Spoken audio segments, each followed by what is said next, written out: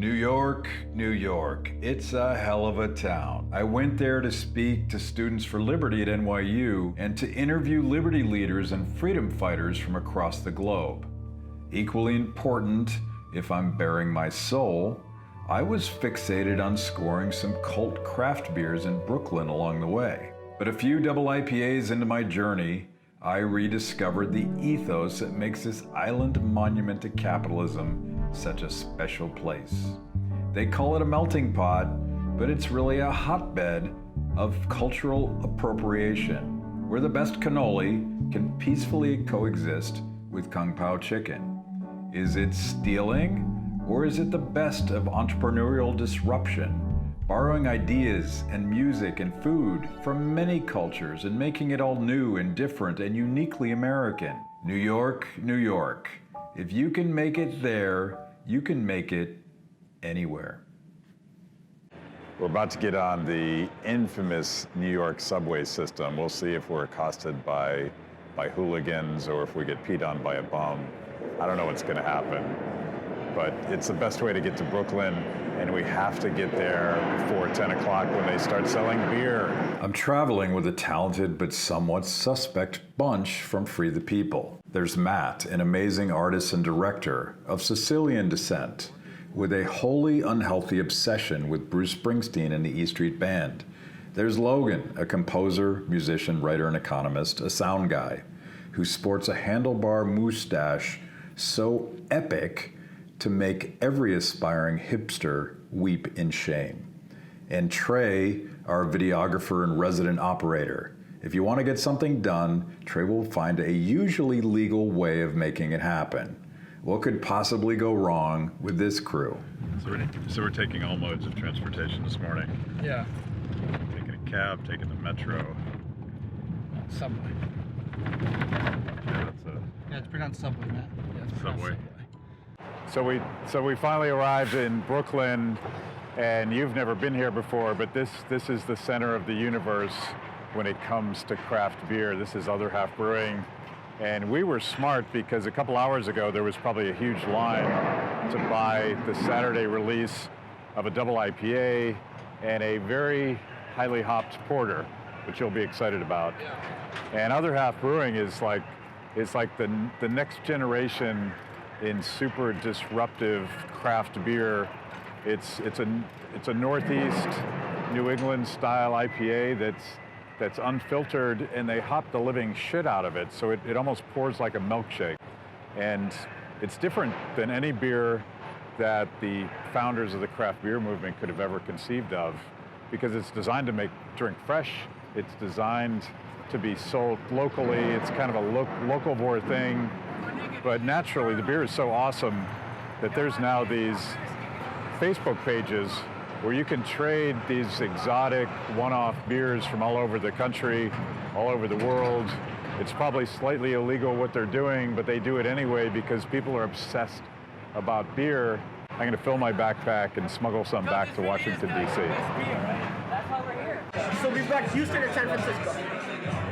So this is where the left and the right go wrong.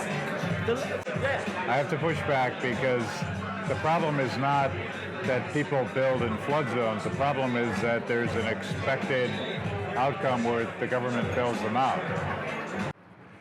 So we just got into a long conversation. We're drinking beers at 10 o'clock in the morning, and we run into these two guys that are sort of libertarian curious, and they want to argue with me about zoning laws and in natural disasters.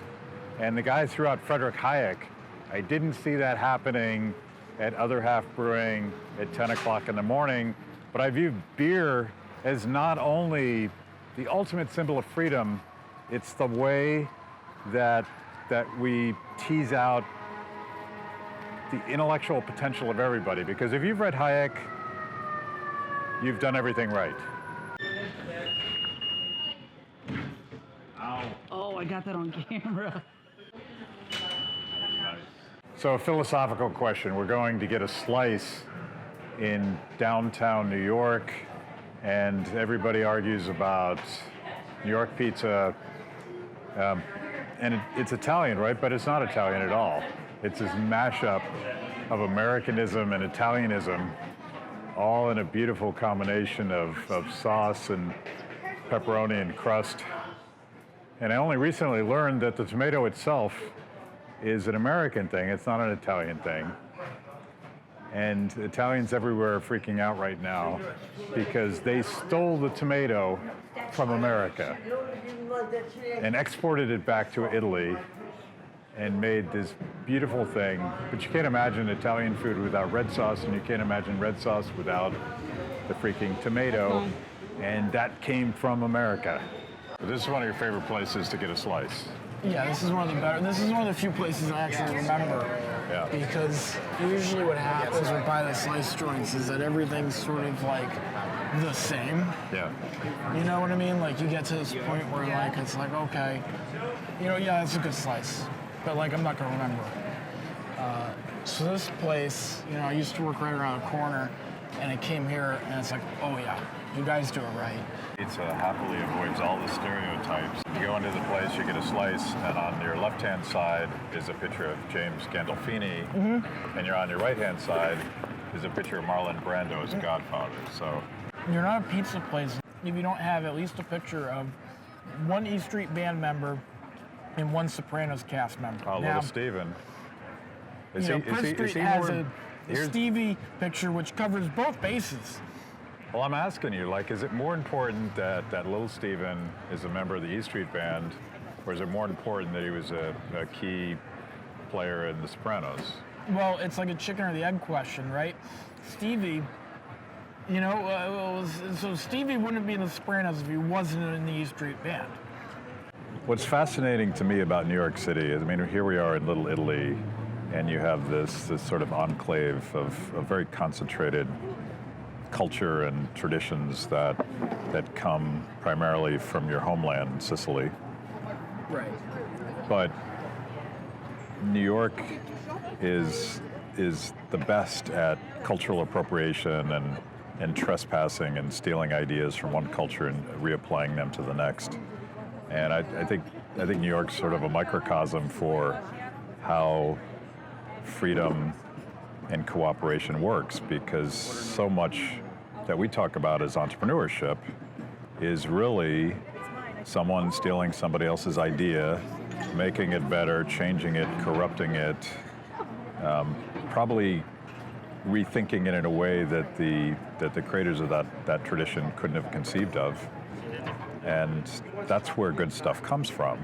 That's where espresso and cannoli and a proper slice of pizza. But I want somebody not from Italy to take that and do something else with it. And that's what Ludwig von Mises talked about. Mises loved the idea of trespassing across borders and free trade and ideas crossing over and being mutated. And to me, that's what entrepreneurship is about.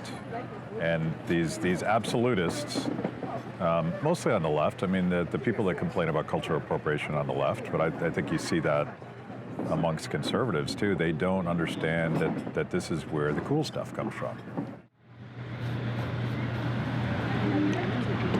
So that's a proper hit. It's a proper espresso. Oh, it's delicious.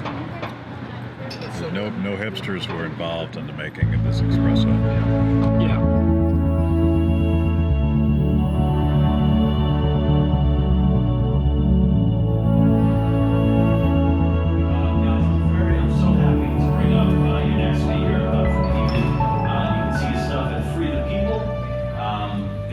On being upstream of politics and connecting the dots for young people in Liberty. And I have to say, he has the second best beard in the room. Please give it up, Mr. Matt Kibbe, everybody.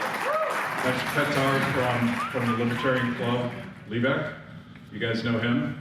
He's part of the SFL community as well. And the dogma of Vladimir's brewery is this idea of cultural appropriation. In hops we trust. Somehow managed to keep the crowd at Students for Liberty entertained with a 30-minute talk about beer as a metaphor for freedom. But the fun and games took a sobering turn when I sat down afterward with a student from Venezuela. Jorge helped organize a massive protest in the streets of Caracas against Nicolas Maduro's socialist regime. He is now a refugee for fear of what the brutal dictator might do to him if he returned to his native country. And he betrayed them. Why? Because we know that the policies that he implemented actually put my people worse off, actually destroy my country. And that's why for me it's so important to understand what we need to do. Because my main goal is to have a country without people that are in poverty, without people that are suffering, and without people that are living in horrible living conditions. So for us that we're fighting for these ideas, it's important to tell them and express them that, hey, these ideas are the ones who will give you opportunities, who will give you a better future. And that's the project that I'm building in Venezuela. I'm building a project in which the youth understand the future of the country. Because we understand that freedom is the only way, it's the only destiny of my country. Because when you find people in every corner of the country, when you see them fighting for liberty, nothing else, because when you ask them, why are you here in the protest? It's because I want liberty. It's because I see my father with no job. It's because I see my mother without food on the table. And when you see that, they tell you, I need to go to the streets and fight for liberty and opportunities that the country should provide to everyone. And that's why I'm so passionate about these ideas, and that's why I've been fighting for this for years, and I'm 20 years old, right? But if we don't fight today, there's no tomorrow.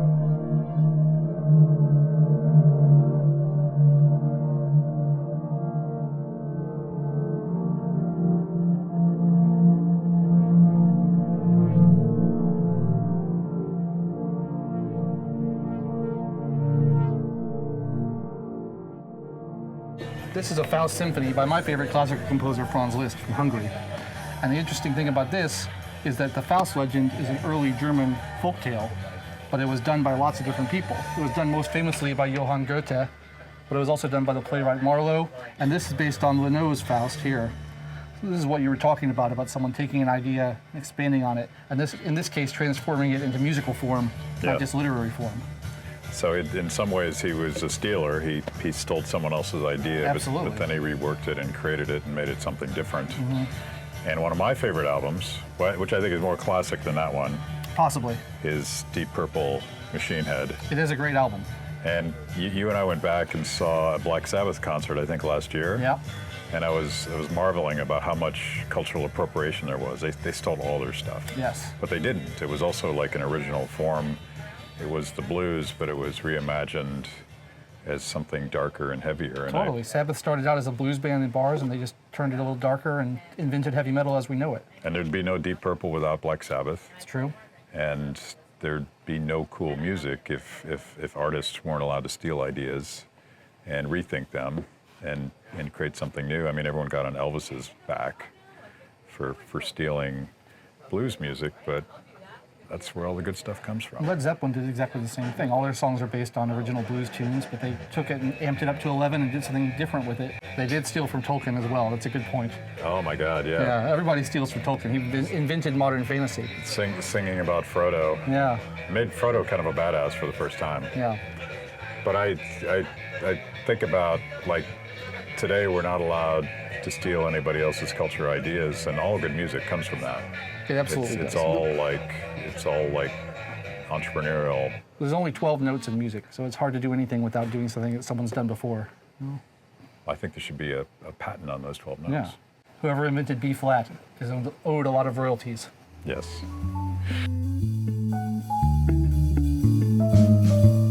We started day 2 at Ground Zero. First the Oculus and then the 9/11 Memorial. Two very different responses to the monsters who brought down the Twin Towers. But both responses very New York. You know what I love most about the American response to terrorism after all the things we've done after 9/11? The coolest thing is that we put a shopping mall here, and not just any shopping mall, like this massive shrine to capitalism and freedom and consumerism.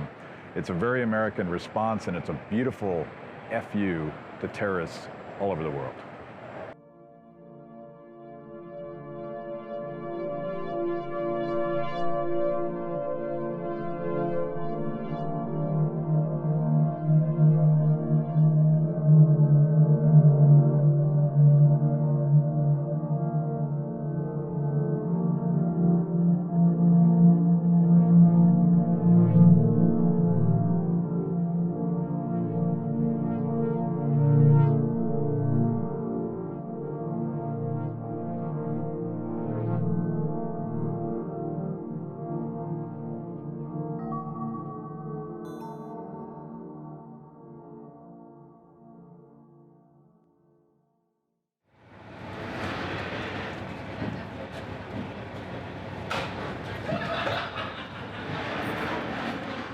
be a rough ride.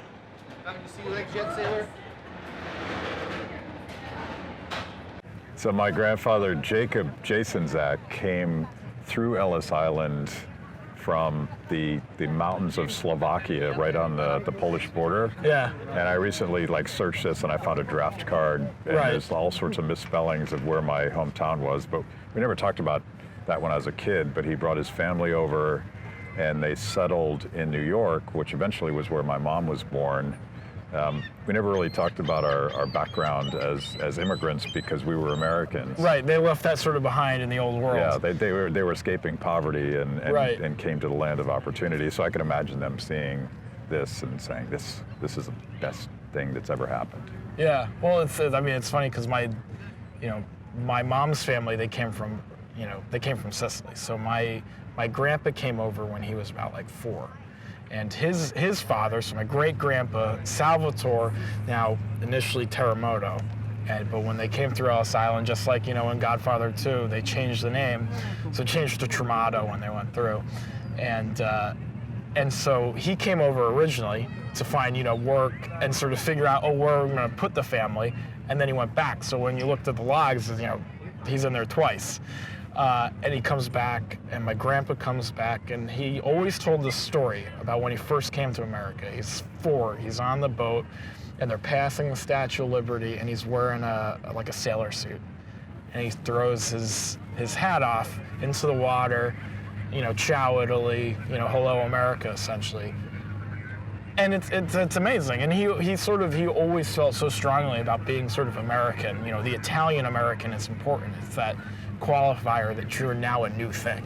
Yeah, I had to go back and find stuff out because, other than making pierogi and sauerkraut when I was a kid, we didn't really talk about the homeland. We were raised American. Well, and that's the funny thing is that it's like the thing that sticks with people are the foods, and then any sort of religious customs that you brought. Yeah. That's it. No one actually, my grandpa never talked about Sicily. Well, 1, he came over when he was 4. Right. But 2, he never went back. Right. That wasn't his home anymore.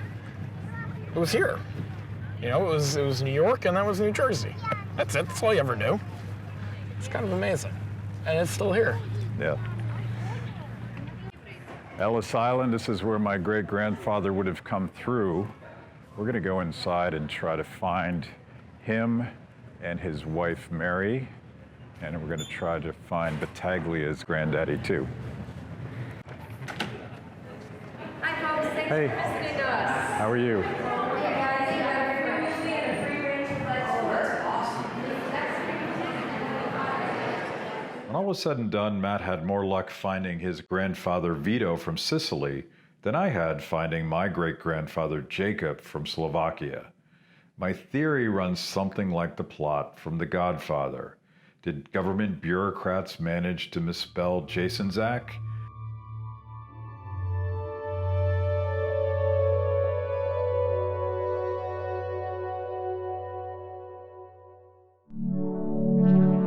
When you walk the streets of New York, you feel like no one gives a shit about anybody else, but they know deep down inside, under that crusty exterior, that they're doing this together. They couldn't do it alone. It's this beautiful mosaic. It's this thing that they've come together to create, and they may seem like they don't give a shit, but they will defend this thing, this beautiful thing behind me, to the death.